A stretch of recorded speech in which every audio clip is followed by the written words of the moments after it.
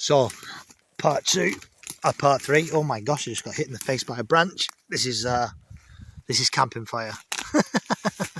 We don't edit on this channel. You can just get whacked in the face by a branch.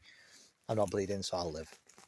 So the story of this particular forest or woodland, there is a big house called it's the Tremaine Estate, and it's called the Lost Gardens of Heligan. If you go on the internet, you'll be able to see it. It's a very popular place in Cornwall where people come all the time to water in the gardens. This forest used to be actually part of the garden itself. The garden was lost for many years, and this directly is part of the story, because what happened was in the Second World War and the First World War, then I think it was the first where the story comes from, was that the gardeners and all the young men who used to work in the gardens, which, as I said, this forest was part of, got dragged to war. And so the Tremaines moved to the London estates and left the house with a caretaker, and the gardens went to rack and ruin. And they were lost for many years, which is why they are actually called the Lost Gardens of Heligan. So,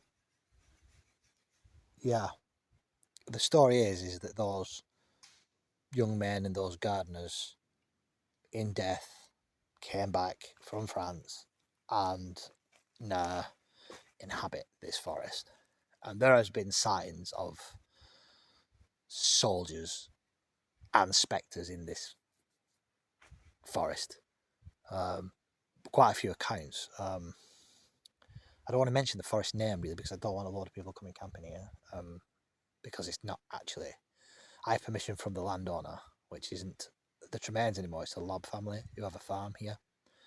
So I don't want to, say what their name, their woodland is, but it's in Cornwall, close to the Tremaine Estate anyway, and what was the Tremaine Estate.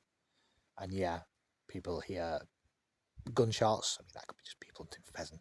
I don't know whether I believe in ghosts and ghoulies or not, but people hear that kind of thing, and they see people see the spectral soldiers, animals, dogs act weird in this forest sometimes. Very strange behaviour in this forest. So yeah, we're camping out in it tonight, and if we see or hear anything in the middle of the night, I'll put it on video and I'll let you know.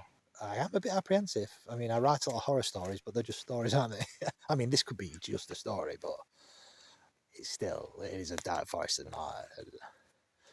It does make you feel apprehensive. Well, I'll come back with part 3 or 4, whichever it is, in a minute, because John's going to be cooking some steak, and we'll get that on camera on his new little alcohol stove. So yeah, I've got a tin of vegetable soup because John's doing a gourmet thing. So anywho, I'll be back in a moment.